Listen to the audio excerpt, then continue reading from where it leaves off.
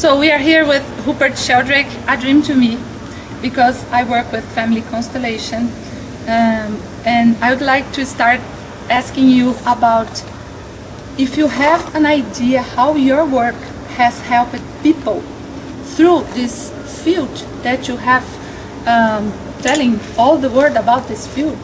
So, but when we are doing this work, many people says it's magical. How can we feel this field?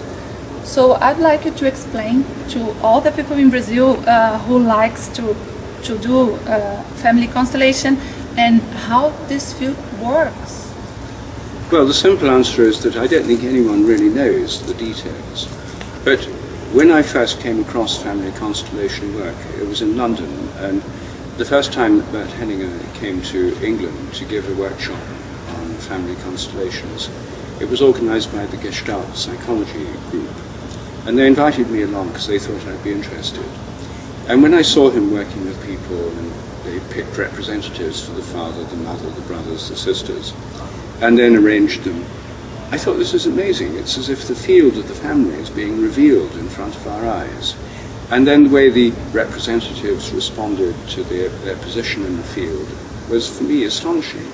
And then the way that the field seemed to have memories from previous generations, I thought, this is just like morphic fields and morphic resonance. I was really, really excited.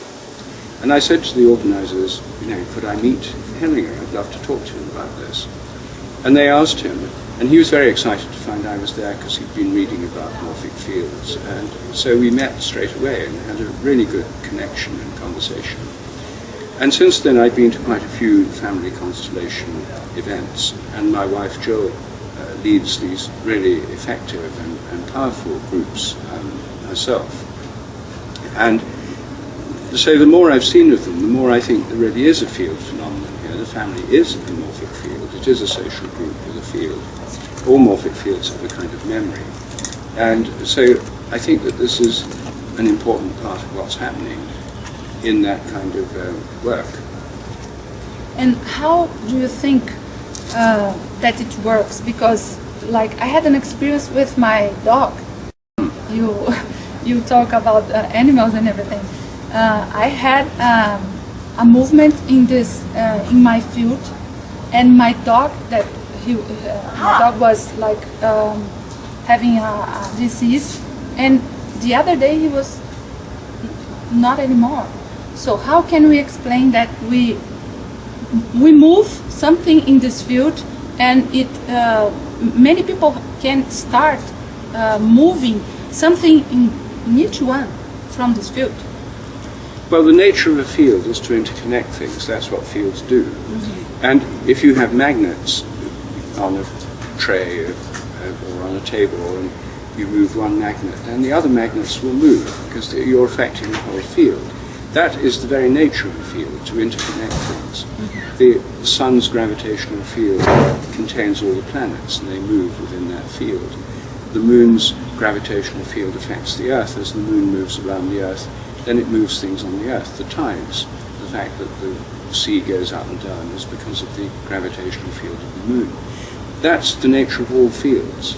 And so if you have people interconnected in the family field, which often includes pets like dogs and cats, they're part of the family field. They're social animals, and they're linked into our social group as members of our family. So change one thing in the field and it will affect others within the field. That's simply the way fields work. And so to me it's not surprising that if one person undergoes a radical change in relation to the family field, then it will affect other members of the field, even if they're not present and don't know about it. And if someone is dead already, but like my grandfather, if he had a trauma, how can this trauma be felt by me? How can this work? Well, the thing is that fields have patterns, they have forms and structures. And if in a previous generation there's the family field has excluded somebody, for example, if someone's been sent to prison, or if they've been disowned by the family, or if they've committed suicide, or if they've been excluded in any way, then the field of the family contains an excluded person. And then in the next generation, the family field has this structure: somebody is an excluded person. It's waiting for somebody who will take up that role. They're part of that pattern.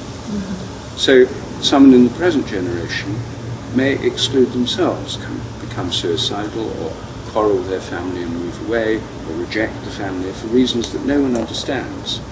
And individual psychotherapy is very unlikely to find a reason for this, because it may not be conscious in anyone in the present generation.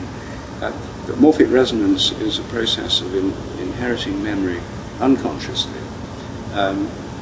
And my own interpretation would be that this is in the field through morphic resonance. The field has a particular pattern that's built up in a previous generation.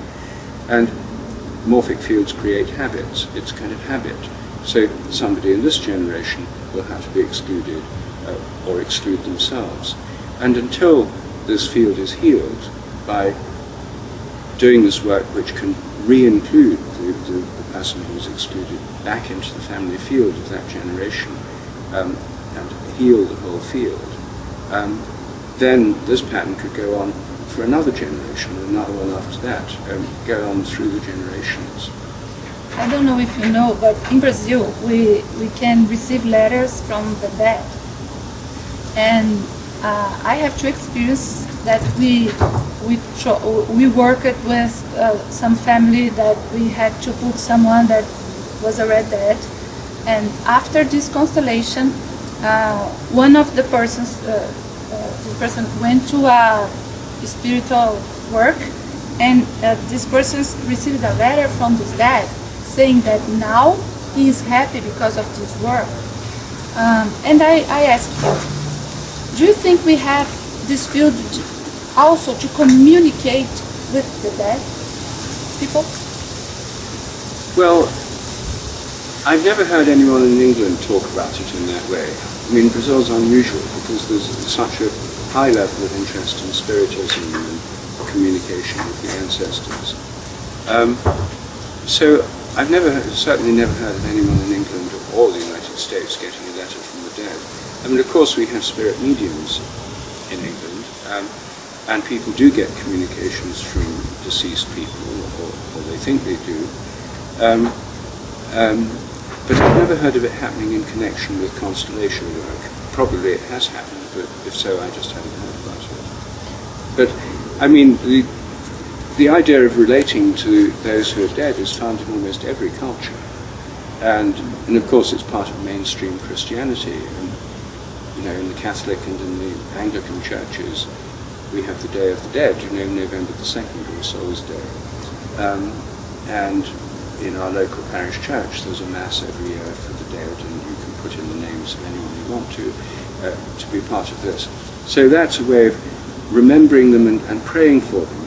But there's also the idea that they are still in some relationship or connection to you. But this is implicit rather than explicit for many Christians in Europe. In Brazil, everything's much more explicit.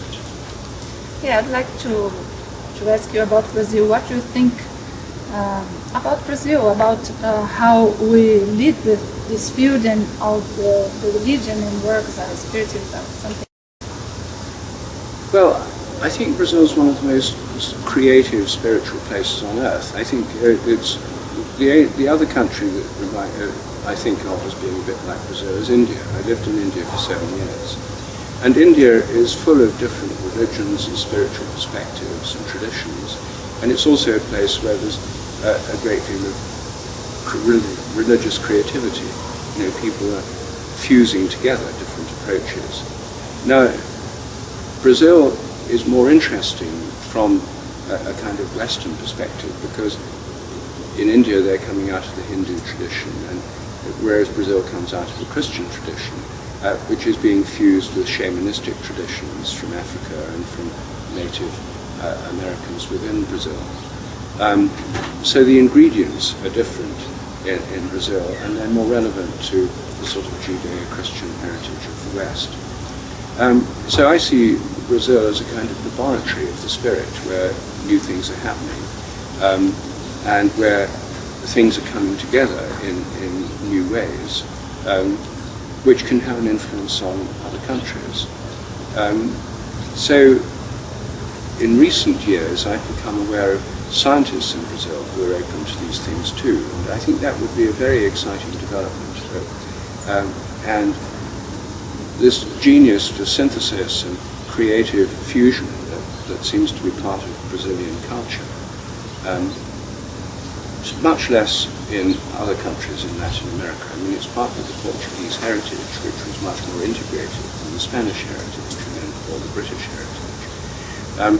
But the way the form it seems to take in Brazil just creates this integrated atmosphere, which I think is relevant to the rest of the world. I mean, Brazil can be a leader in these things in many areas. So I personally found it exciting, interesting, and very leading edge. Last question. In all my programs in the radio, I say that your work with this field help us to see what we cannot see. Do you think you are guided by this field also, like a major field? Because you are very strong to do what you do. Well, I pray every day. I mean, I couldn't do what I do if I didn't have a sense of connection to larger forms of consciousness. And I'm a Christian. I'm a member of the Church of England, which is very like the Catholic Church, except that it has married priests, women priests, now women bishops. I mean, the services are very similar to Catholic services, and they're beautiful, and we have wonderful music, and we have marvellous buildings, and great cathedrals and churches.